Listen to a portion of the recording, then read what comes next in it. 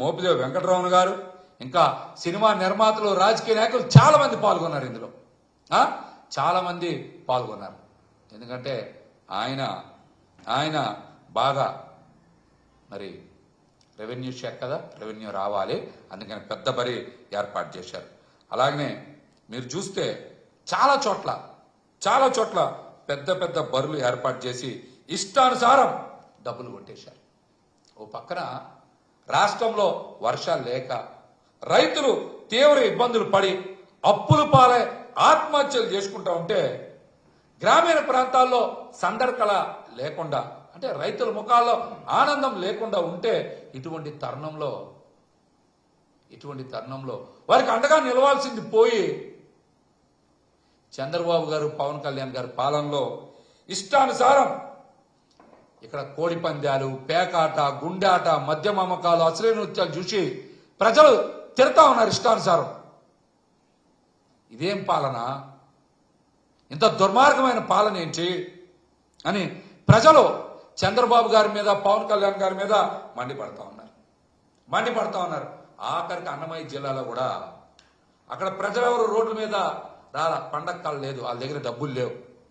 ఇప్పుడు వాళ్ళకి జగన్మోహన్ రెడ్డి గారు బాగా గుర్తొస్తా ఉన్నారండి. ఆయన, అరే జగన్ గారు హాయిగా ఒక బటన్ నొక్కేవాళ్ళు, మన ఇంట్లో డబ్బులు పడాయి, పండగ ఆనందంగా చేసుకునే వాళ్ళం, కుటుంబ సభ్యులందరితో సంతోషంగా ఉండేవాళ్ళం, ఇవాళ అట్లాంటి రోజులు పోయినాయి అని పదే జగన్మోహన్ రెడ్డి గారిని గుర్తు చేసుకొని ప్రజలు ఈ రోజున ఆవేదన చెందుతూ ఉన్నారు. మనం తప్పు చేశాం, పొరపాటు చేశాం, మనం సక్రమంగానే ఓట్లు వేసాం, కానీ తేడా ఎక్కడొచ్చింది అని వాళ్ళు కూడా ఈ రోజున ఎక్కడ తప్పు జరిగిందో తెలుసుకునేటువంటి ప్రయత్నం చేస్తా ఉన్నారా? ఒక చంద్రబాబు నాయుడు గారి మిత్రులు ఎన్ఆర్ఐ గారు ఉంటే వారి తోటలో కూడా అన్నమయ్య జిల్లాలో పెద్ద ఎత్తున కోడి పందాలు నిర్వహించి ప్రజల దగ్గర నుంచి కోట్ల రూపాయలు కొట్టేశారు. అట్లాగే గొడ్లవల్లేరులో తెలుసుగా, అక్కడ గెలిచిన వాళ్ళకి స్థానిక ఎమ్మెల్యే వెనిగండ్ల రాము గారి చేతుల మీదుగా బుల్లెట్లు ఇప్పించారు. అంటే ఇదేంటి? వ్యసనం బాగా ఆడితే, ప్రజల దగ్గర నుంచి బాగా డబ్బులు పీకేస్తే, ప్రజల రక్తం తాగేస్తే మీరు బుల్లెట్లు జీప్లు ఇస్తారా? జీప్లు ఇస్తారా? చెప్పండి, బుల్లెట్లు జీప్లు ఇస్తారా? బుల్లెట్లు జీప్లు ఇస్తారా? సమాధానం చెప్పండి. ఈ సందర్భంగా మనం కూడా చాలా ముఖ్యమైన విషయం మీద చర్చ చేయాలి. రాష్ట్ర ప్రజలు కూడా చర్చ చేయాలి. విజనరీ ఎవరు?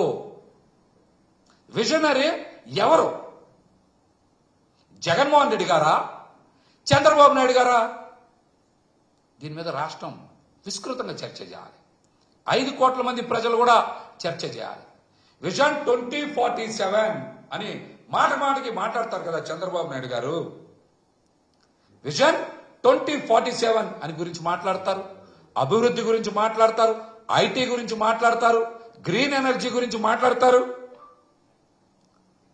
మరి మాట్లాడే మీరు సంస్కృతి సాంప్రదాయాల్ని మంటగలిపేలా రాష్ట్రంలో 175 నియోజకవర్గాల్లో కోడి పందాల బరులు, కోతాట, గుండాట, పేకాట, అశ్లీల నృత్యాలు, మద్యం అమ్మకాలు మీ విజన్ 2047. ఇదేనా చంద్రబాబు గారు? ఇదేనా మీ విజన్ 2047 అంటే? సమాధానం చెప్పండి. రాష్ట్రాన్ని కోడి పందాలకి, పేకాటకి హబ్గా మారుస్తా ఉన్నారా? టూరిజం అంటే మీ దృష్టిలో కోడి పందాలు, పేకాట, అశ్లీల నృత్యాలేనా? ఇదేనా మీ విజన్? సమాధానం చెప్పండి. ఇలాంటి విజన్తోనేనా మీరు పనిచేస్తూ ఉన్నారు? ఇలాంటి విజన్తోనేనా మీరు పనిచేస్తూ ఉన్నారు? చంద్రబాబు నాయుడు గారు, మీరు సమాధానం చెప్పుకోవాలి ఈరోజు రాష్ట్ర ప్రజలకి. ప్రజలు మీ దగ్గర నుంచి ఇదేనా ఆశిస్తుంది? ఎక్కడైనా సరే ఇంతవరకు రాష్ట్రంలో ఎన్ని కోడి పందాల బరుల మీద మీరు దాడులు చేశారు? ఎన్ని కోళ్లు పట్టుకున్నారు? ఎంత డబ్బు సీజ్ చేశారు? ఎంత మద్యాన్ని మీరు సీజ్ చేశారు? సమాధానం చెప్పండి, సమాధానం చెప్పండి. యూట్యూబ్లు కొడితే వందల వేడి వీడియోలు ఈ రోజున ఈ కోడి పందాలు, పేకాట, మద్యం అమ్మకాలు, అసలు నృత్యాల మీదే వస్తా ఉన్నాయి కదా. ఇదేనా రాష్ట్రం టూరిజంగా అభివృద్ధి చెందడం అంటే? చంద్రబాబు గారు మీరు సమాధానం చెప్పాలి. ఇదేనా మీ విజన్ 2047? మీరు సమాధానం చెప్పాలి. ఇంతవరకు మీరు ఒక్కరంటే ఒక్క సెలబ్రిటీ మీద అయినా కేసు పెట్టారా? రాజ్యాంగబద్ధ పదవుల్లో ఉన్నారు కదా. మీరు ఇట్లాంటి చట్టవిరుద్ధమైనటువంటి కార్యక్రమాల్లో పాల్గొంటున్నారని ఒక్క ప్రజాప్రతినిధి ఆహ్వానించారు, వాట్సాప్ మెసేజ్ పెట్టారు. మీకుందా?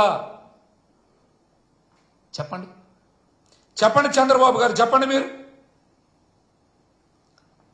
పదే పదే పొద్దున్న లేచి అభివృద్ధి గురించి మాట్లాడతారు, ఐటీ, గ్రీన్ ఎనర్జీ గురించి మాట్లాడతారు. కానీ రాష్ట్రాన్ని ఈ రోజున ఎంత దారుణంగా తయారు చేశారు.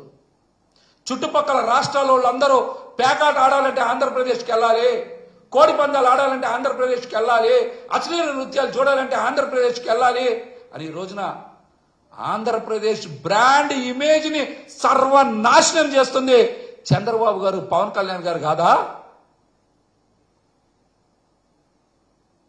విజన్ అంటే ఏంటో తెలుసా? జగన్మోహన్ రెడ్డి గారిని చూసి నేర్చుకోవాలి. జగన్మోహన్ రెడ్డి గారిని చూసి నేర్చుకోవాలి. విజన్ అంటే భవిష్యత్ తరాలకి ఏ విధంగా అండగా నిలబడాలి, ఏ విధంగా ఉద్యోగ ఉపాధి అవకాశాలు కల్పి